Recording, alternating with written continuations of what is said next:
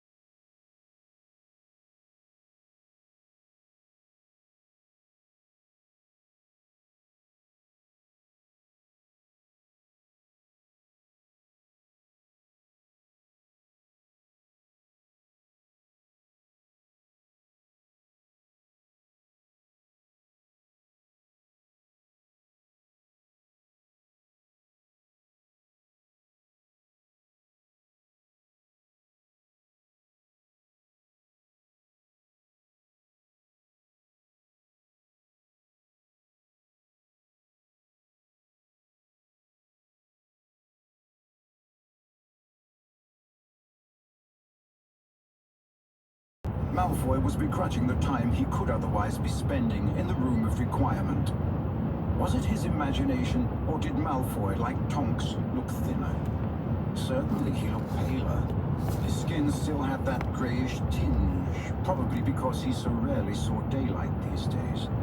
But there was no air of smugness, excitement, or superiority.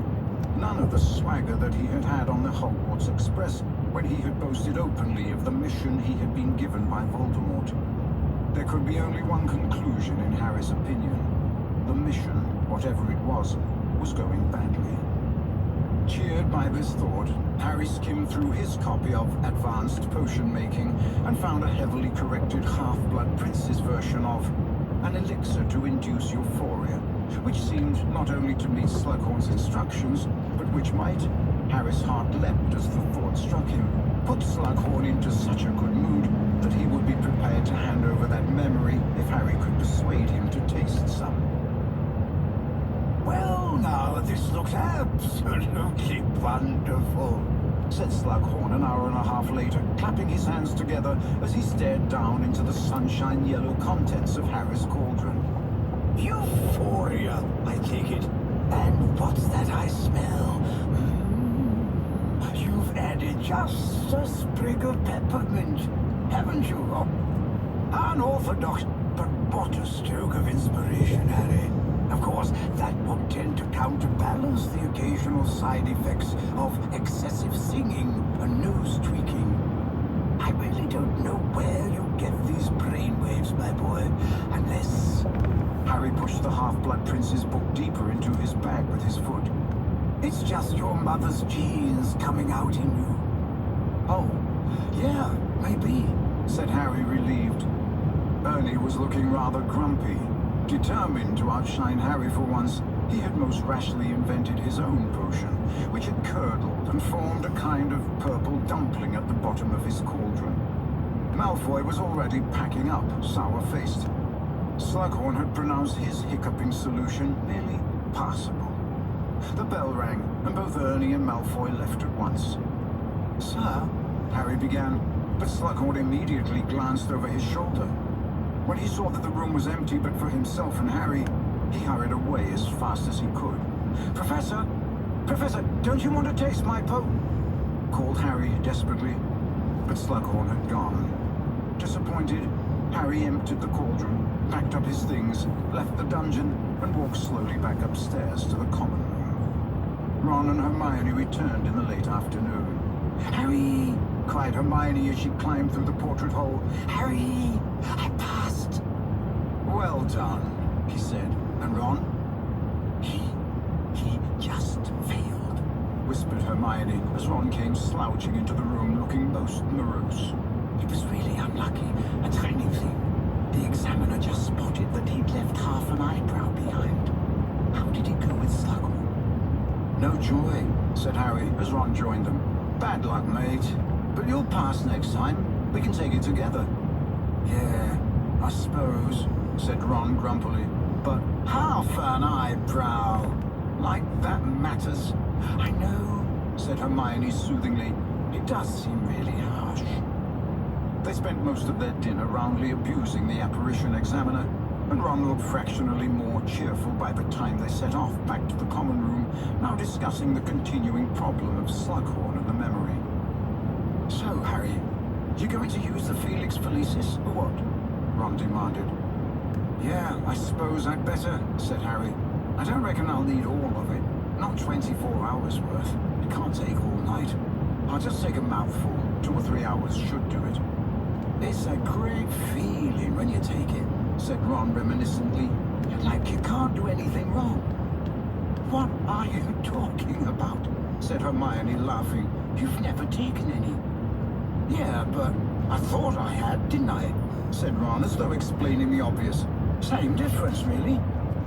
As they had only just seen Slughorn enter the Great Hall and knew that he liked to take time over meals, they lingered for a while in the common room, the plan being that Harry should go to Slughorn's office once the teacher had had time to get back there.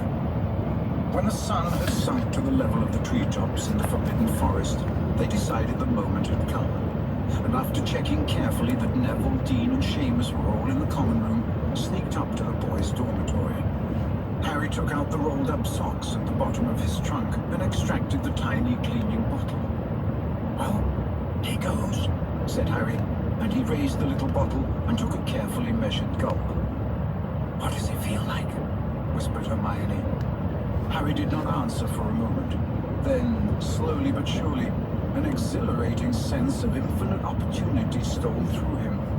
He felt as though he could have done anything at all, and getting the memory from Slughorn seemed suddenly not only possible, but positively easy. He got to his feet, smiling, brimming with confidence. "Excellent," he said. "Really excellent. Right. I'm going down to Hagrid's." "What?" said Ron and Hermione together, looking aghast. "No, Harry, you've got to go and see Slughorn, remember?" said Hermione. "No," said Harry confidently. "I'm going to Hagrid's. I've got a good feeling about going to Hagrid's." "You've got a good feeling about burying a giant spider?" asked Ron, looking stunned.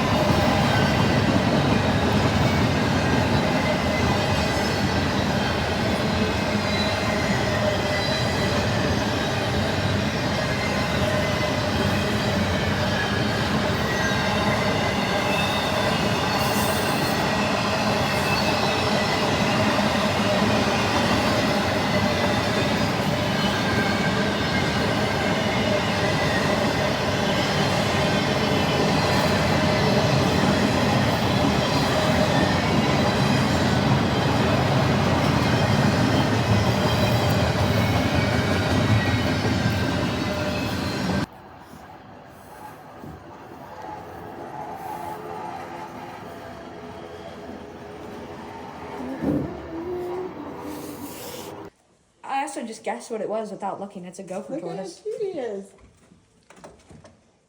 Oh, he is going It's a to gopher find his tortoise. friend.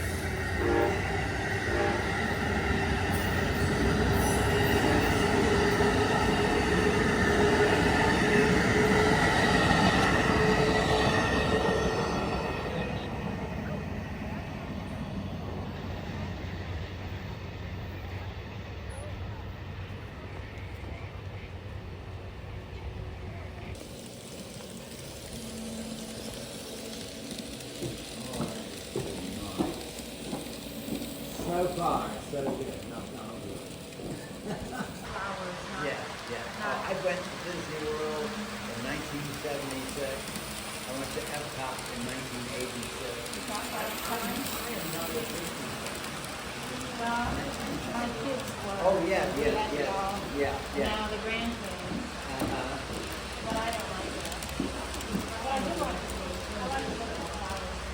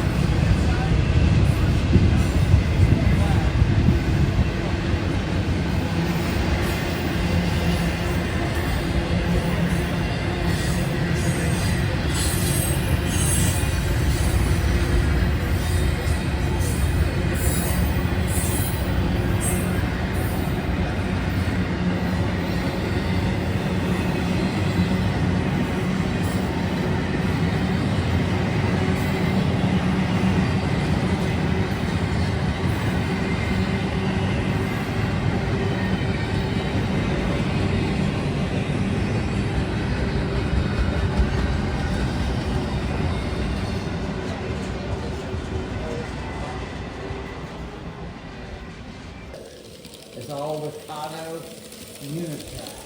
You buy the track and it just comes apart, snaps apart, and snaps together. So the track is snapped apart. Right? Yeah. Mm-hmm.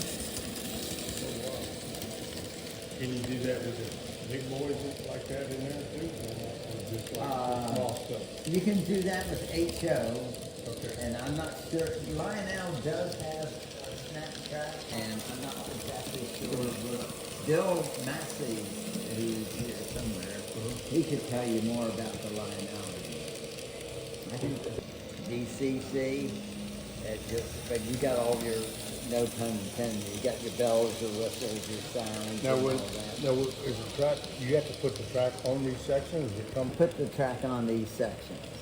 Okay. And we can actually take this anywhere in the world and hook up with other modules. Oh, really? It's called T-Track. But once you get it, you get just a. It's a blank piece of wood, and you can just add your track. But it's got the sections and stuff, though, right? Yep. It's got your online. Oh, really? You ready to work out?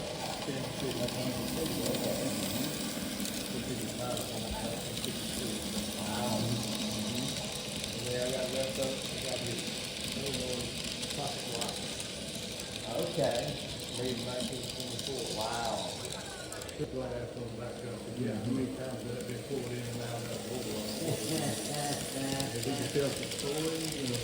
Oh, I got you too. Back on that. Still, it wasn't a CSX anymore, it's for, some private company.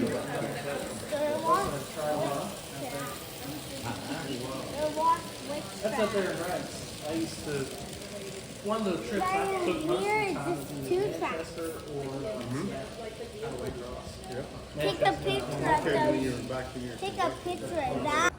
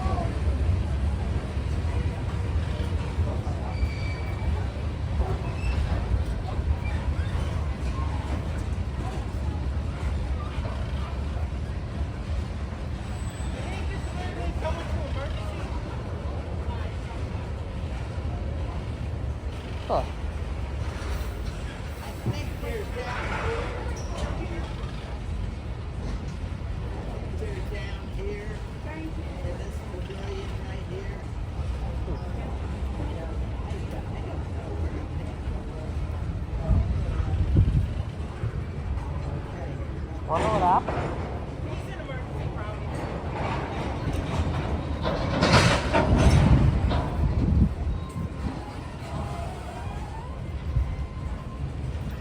Huh.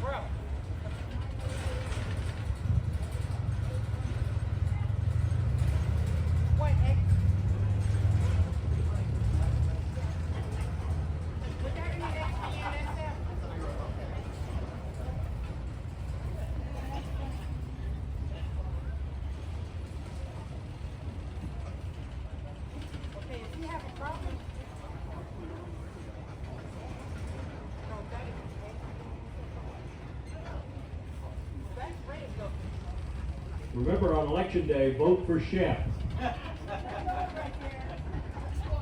He's your man, or woman.